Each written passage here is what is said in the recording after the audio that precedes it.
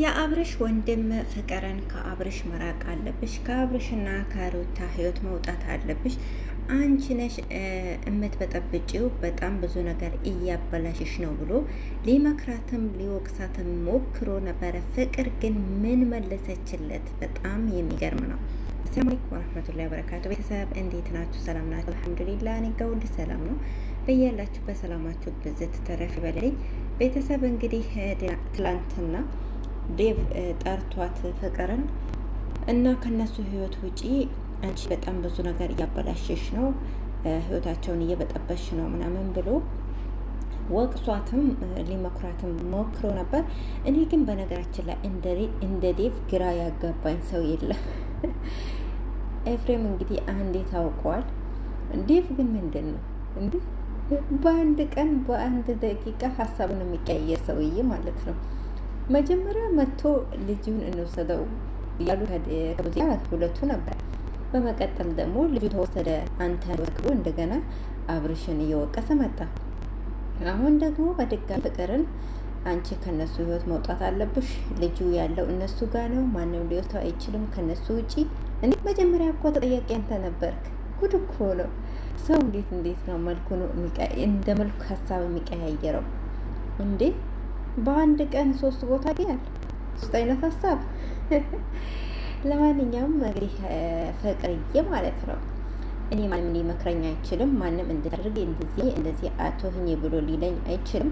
እኔ ማድረግ የምፈልገውን አደርጋለሁ፣ ማንም ሊያዘኝ አይችልም ብላ እንግዲህ አፋፉን ብላዋለች ማለት ነው። አልተረዳሽኝም ምናምን ቢላ ሲጀመር የምትረዳው ሀሳብ አልነበረም የነበረው ማለት ነው። እሱ ለራሱ አንድ አቋም ላይ ሳይኖር አንድ አቋም ላይ ሳይቆም እሷን ሊመክራት ብቁ አይደለም ብዬ ነው የማስበው። እኔ በጣም ነው የገረመኝ። እውነቴን ነው የምላችሁ። መቼ ለታ እንግዲህ ልጁ እንስተዋለን ብሎ መጥተው ብዙ ነገር ሲያወሩ ነበረ፣ ሩታን ሲወቅሱ ነበረ። በመቀጠልም በሁለተኛው ቀን መጥቶ ልጁ እናንተ ጋር ያለው የትም ሊሄድ አይችልም፣ እርግጠኛ ሆነው ማለት ነው እናንተ ጋር ነው ያለው። ትላንትና ራሱ ማለት ነው እነሱ ጋር ነው ያለው፣ የትም ሊሄድ አይችልም ልጁ እነሱ ጋር ነው ያለው። አሁን እናያለን፣ ደብቆት ነው እያለ ነበረ። ባይደብቁት ይከሱ ነበረ ምናምን እያለ ነበር ማለት ነው። ተከሰው ስለነበር ማለት ነው። ነገር ግን በመጨረሻ በሚያሳዝን ሁኔታ ልጅ ግን እነሱ ጋር አልነበረም። ልጅ የነበረው የሩታ አክስት ጋር ነበረ ማለት ነው። ስለዚህ ምንም በማያውቁት ነገር ነው የተወቀሱት እና አብርሽ ማለት ነው። እና እኔ የሩታ መጠጣ ገረመኝ። ሩታ እንግዲህ ተወቅም አትወቅም ኖርማሊ ልጇ ነው ተጠርጥር። እሱ ግን መጀመሪያ እነሱ ርዕሱን ሀሳቡን አምጥተውት በመቀጠል ደግሞ ምልስ ብለው አብርሽን እናንተ ናቸው ሲሉ እኔ በጣም ገርሞኛል። ማለት በአንድ ጊዜ እንዴት ነው ሀሳብ ቀይሮ ወደ ሩታ የተገለበጠው ነው ማለት ነው ጥያቄው። ለማንኛውም እንግዲህ ፍቅርን ከነሱ ህይወት ውጪ አንቺ እንደገና ህይወታቸውን እየበጠበሽ ነው ምናምን ብሎ ሲላት ከኔ በፊት ለሄርሜላ ነገራት እያለች ነበረ። ሄርሜላ እኮ አሁን በዚህ ሰዓት ጣልቃ አልገባችም። እውነት ለመናገር ፍቅርና ሄርሜላ አንድ አይደሉም። ሄርሜላ እንግዲህ ከሩታ ጋር በተለያዩ ሰዓት ከሷ ጋር ሆኖ ነበር። አሁን ለምሳሌ አብርሽና ሩታ ተፋተዋል፣ ባለትዳር አይደለም። በዛ መሀል ነው ከሷ ጋር የተገናኙት። አሁን በመሀል መታ ጣልቃ የገባችው ፍቅር ናት፣ ካበቃ በኋላ ሁሉ ነገር ማለት ነው። እና በዚህ ሰዓት ከህይወቱ ውጪ ብትባል ፍቅር ናት እንጂ ሩታ ማን ነው? ሄርሜላ አይደለችም። ምክንያቱም ሄርሜላ ከነሱ በተለያዩ ሰዓት ሌላ ህይወት ጀምራለሁ ብሎ እንግዲህ ሌላ ህይወት ከሷ ጋር ጀምሮ ነው ማለት ነው እንደ ማንኛውም ሰው እና ፍቅር ከሄርሜላ ጋር ልትወዳደር አይገባም በፍጹም ማለት ነው። ምክንያቱም ፍቅር የመጣችው አሁን ያው ለማጋጫት ነው በትክክል ማለት ነው፣ ለማጋጫት እንጂ ለሌላ ነገር አይደለም። ልታስታርቅ መጣች ተባለ እንጂ እውነት ልታስታርቅ አልመጣችም፣ ልታጣላ ነው የመጣችው።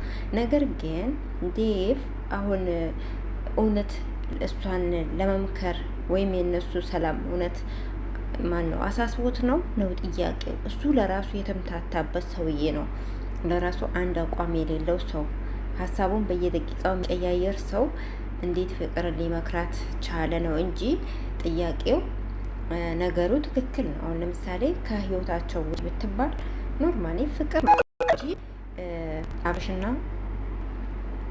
አብርሽና ሄርሜላ ቆይተዋል አብረው ከነበሩ ማለት ነው። ከሩታ ጋር ከተጣላ ጊዜ ጀምሮ ከተፋቱ ጊዜ ጀምሮ አብረው ነው ያሉት። ከእሷ ጋር ህይወት እቀጥላለሁ ብሎ ነው አዲስ ህይወት የጀመረው አይደል? በዚህ መሀል ጣልቃ የገባችና ነገር የምታገለባብጥ ወይም የምትበጠብጠው ፍቅር ናት እንጂ ሄርሜላ አይደለችም። እና ደግሞ ሁለቱ ሊወዳደሩም አይችሉም። ሄርሜል ማን ነው? ፍቅር በመሀል ያለች ሴት ናት። በመሀል ያለች ናት ማለት ከሩታ ለሩታ አግዛለሁ አስታርቃለሁ ብላ መታ እንደገና ያጣላች ማለት ነው። ድጋሚ ያጣላች። እውነት እኮ ነው። እውነቴን ነው የምላችሁ። አስታርቃቸዋለሁ ብላ መታ ነው እኮ ያጣላቻቸው። አሁን አብርሽ ከሄርሜላ እኮ ርቆ ነበረ። በራቀበት መሀል ሩታና ፍቅር ተመሳጥረው እሱን ስለሸወዱት በዛ ንዴት ለካ ሄርሜላ ትክክል ነበረች በሚል ነው ወደ ሄርሜላ የተመለሰው እንጂ ከሄርሜላ ተጣልተው ነበር። ሶ ፍቅር መታ ከሩታና ከአብርሽ ያኔ ሊታረቁ ነበረ መቃ ነበረ ማለት ይቻላል። ግን እሷ መታ ጭራሹን አለያየቻቸው ማለት ነው። እና እቺ ሴት ከመሀላቸው ምንም አሰራም እውነት ለመናገር። ነገር ግን የዴቭ ምክር ገርሞኝ ነው እንጂ እሷ አስፈላጊ አይደለችም። ለማንኛውም እንግዲህ ልጁ እነሱ ጋር ነው ብሎ እርግጠኛ ሆኖ ነበረ። ልጁ ግን እርግጠኛ ሆኖ እነሱ ጋር አልነበረም ማለት ነው። በጣም ብዙ ሰው ነው የተደናገጠው በዚህ ነገር። በነገራችን ላይ ማንም ሩታ ጋር ይኖራል ብሎ አልጠረጠርም፣ አንዳንድ ሰዎች እንጂ ማለት ነው። በተለይ ከሩታ ተከታዮች ማን ነው ከሩታ ወዳጆች ማለት ነው። በፍጹም አልጠበቁም ነበር፣ ደንግጠዋል ሁላ ማለት ነው። ለማንኛውም ቤተሰብ እስካሁን ለነበረን ቆይታ ከልብ አመሰግናለሁ። እኔ የታዘብኩት ይህንን ነው። እናንተስ ምን ተሰማችሁ? እንደው ዴቭን እንዴት አያችሁት? እንደው አስመሳይ አልመሰላችሁም ሲበዛ?